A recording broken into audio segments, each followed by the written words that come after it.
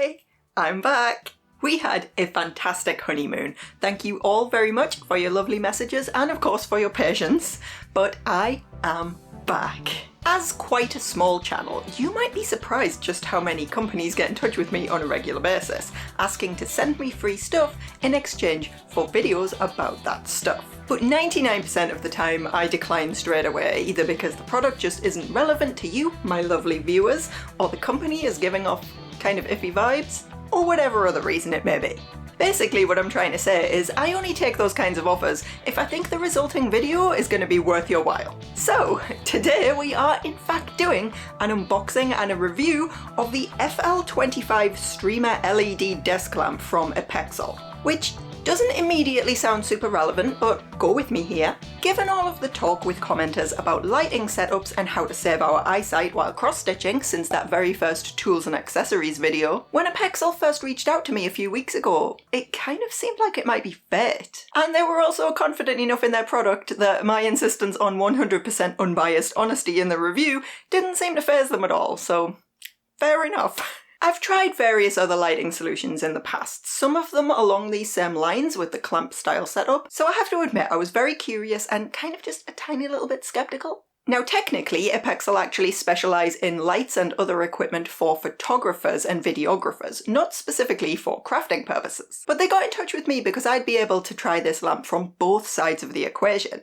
as a helpful accessory for lighting my photos and videos, but also potentially a big improvement to my crafting setup downstairs. Because I usually sit and work on things down there on an evening, and as you'll see later in the video, this causes a slight amount of strife. To that end then, they were kind enough to send me not one, but actually 2 lamps, which I'm very grateful for because, spoiler alert, these things are great. But I'll pass you over to past me, who doesn't actually know that yet. Let's get stuck in here then. I am totally the type who reads the instructions, so I'll just keep those safe over there. Main lamp part. This is a little bit bigger than I thought actually. It's about 6 inches maybe? Definitely bigger than my previous lamp. I'll show you that one in a bit. We've got an Allen key thing, presumably for assembly purposes. And, oh, okay, obviously this is the part that clamps onto your desk, your shelf, whatever, but it is weighty.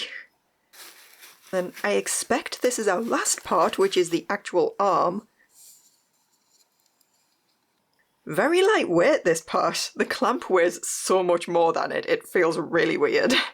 Hopefully that means the clamp is going to be super sturdy, but we shall see. I better actually look at these instructions before I go any further. Hang on. Step 1. Attach the LED lamp to the folding bracket. Okay, sounds easy enough. First things first. Where is the actual hole? Aha! So that just screws on here. Simple enough.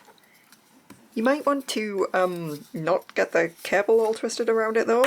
Like, ideally. I don't really know how tight that's supposed to go, but it seems fine. Next step is attach the clamp, which looks like, again, it's just going to screw right in there. I am so good at following instructions. Although, now I need to think about how to actually set this up, because this desk is actually really awkward. See, I've got the top-down camera arm on this bookshelf instead, because then if I knock the desk while I'm filming something, the camera doesn't wobble. But also because this desk is solid at the back, you can't really attach a clamp there. The front has a drawer in the way, so the only place is basically this cable hole over here. Luckily, the clamp is an extremely chunky boy that can handle a lot of girth, for want of a better phrase. And yes, I have now deviated from the instructions. The desk is just so awkward it's easier to do this part with the clamp on its own. Still, look how secure that is. Nice. The handle to screw it tight was also much easier to do one-handed in a tight space without line of sight than this one is, so that's a bonus for awkward desk gang. I definitely did not just try and screw this in while the arm was still bent in an L shape. That would be silly with the wall so close, wouldn't it? Okay, this bit about a wrench gave me a scare, but the diagram clearly shows you only need the Allen key. Is an Allen key a type of wrench, actually? I have no idea. Somebody please educate me. Better just decrud this first. There are adjustable bits to play with in a few places, I assume so you can get it locked into the perfect angle and avoid the dreaded arm droop you get with cheaper versions of this. Of course, I've made life difficult for myself by not checking which side I would need to access. Don't be like me. Alright, in fact, forget that whole last part. I'd set up the arm bent like this, but see these cable clips on the back there? Yeah, that is meant to be the back, and this is the front, and I had it bent backwards. It is spelled out in the instructions very clearly. I'm just a divvy. There we go. You can get a really good range of angles in those bottom and middle hinges. I've not actually tried adjusting the top one yet, but I assume that would be the same. And then the lamp part can wiggle around to wherever you need it, which for me is going to be facing basically straight down. Now for everyone's favourite part of the process. Cable management. I won't lie, I was a bit worried about plugging this in because it is USB powered, and the thing with these desks is they have a complicated setup from back in the day when we used them for playing couples World of Warcraft. But the only USB hub is all the way over there. The cable does reach though, which I am frankly very impressed by. Alright, moment of truth. Ooh. I can adjust the brightness, and I believe it has different colour temperatures as well, so yeah, this is warm, neutral I guess, and cool. Yeah, warm, neutral, cool. Perfect. Now the real question is what this looks like on camera. What an adorable biscornu, if I do say so myself.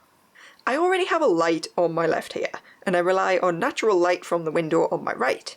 So to be fair, let's turn off that left-hand light.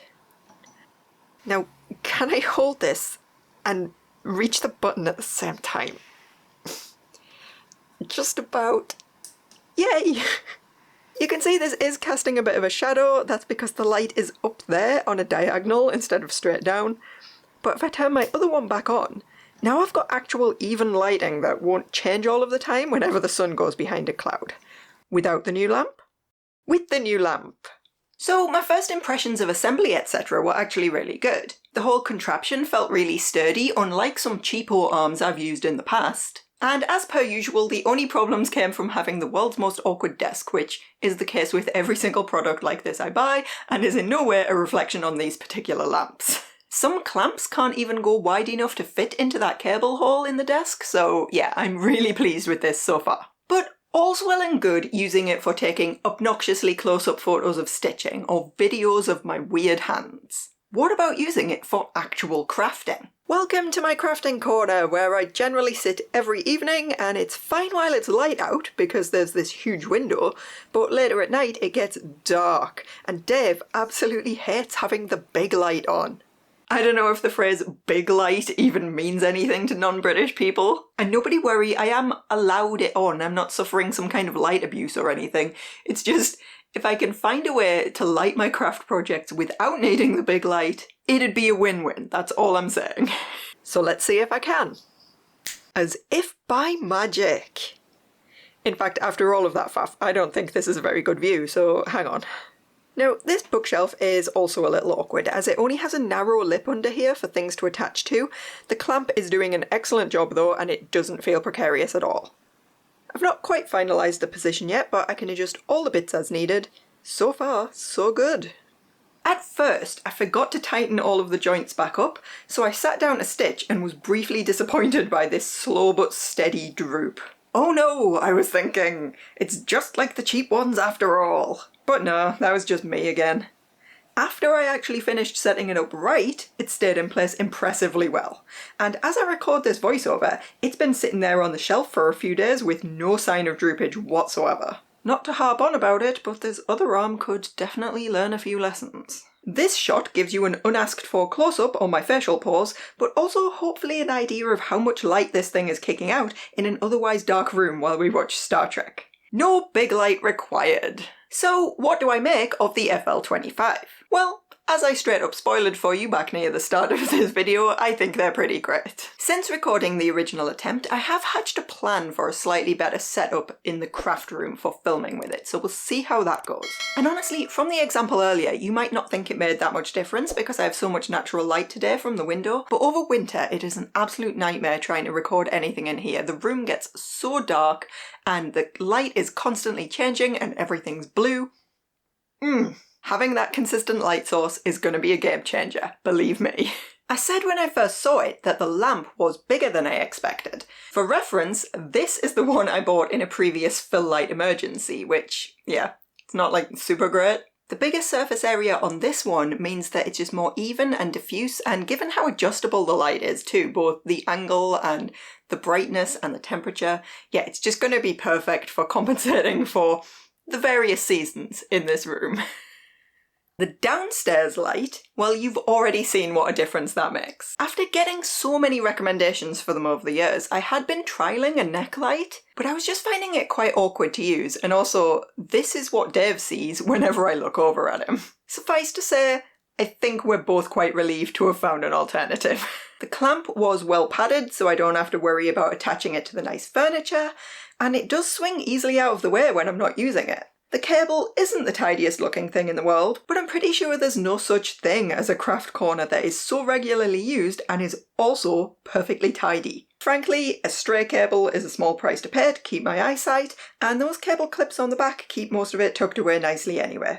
Overall then, really impressed with these lamps, but as with everything, there are some cons to go with the pros. First of all, it's great that they are so sturdy and they don't wobble or droop like some cheaper models, but you do pay for that in terms of flexibility because the angle of everything is quite firmly set once you've tightened everything properly. As we've seen, it can still swivel, but it would just be a little bit awkward if you needed to really frequently change the angles of the bar in the middle. Luckily, that doesn't really affect me, but it's just something to bear in mind if you're shopping for this style of light. Second is aesthetics.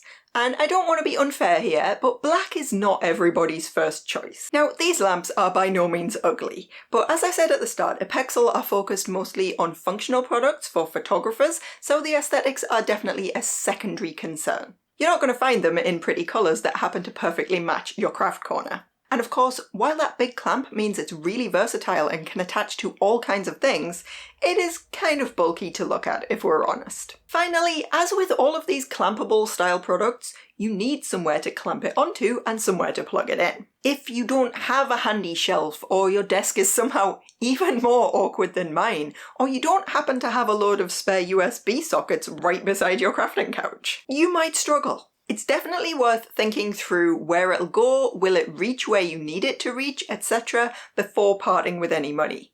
I have made this mistake multiple times. And I must admit, after being burned multiple times in the past by products that superficially look quite similar to this, I was definitely skeptical and not sure what I was getting myself into, and thinking through how I could possibly say negative things while still seeming overall polite and grateful for the lamps. But, thankfully not needed. These lamps feel really good quality, they seem like I'm going to be able to use them for a good long while without issue, and that is honestly a weight off my mind. I can stop experimenting with lights now!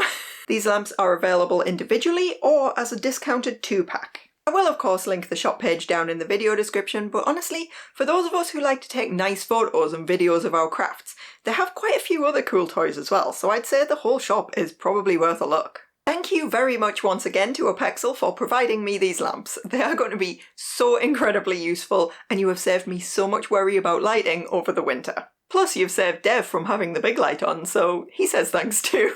And thank you to everyone else for watching. I know this was a little out of the ordinary format-wise, but like I said, it kinda seemed like fit. Shoutouts to my supporters over on Ko-fi, and of course, especially to the Stitch Squad. Mary Ann Johnson, Sunny, Candy Riley Pettinger, Laura Salets, Enlightened Flamingo, Cross Stitch the Globe, I'd Rather Be Stitching, Angela Sue Harrison, Emily Hobbs, Lee the Cozy Crafter, Asta Vinka, Callie Jenny, Sarah, Angela Wells, and Enraged Flamingo? Any relation? Did you sign up twice by accident in 2 very different moods? I need to double check this. I'll be back sooner than you might think with some more crafty nonsense. So in the meantime, have a brilliant rest of your day and keep making cool stuff. Bye!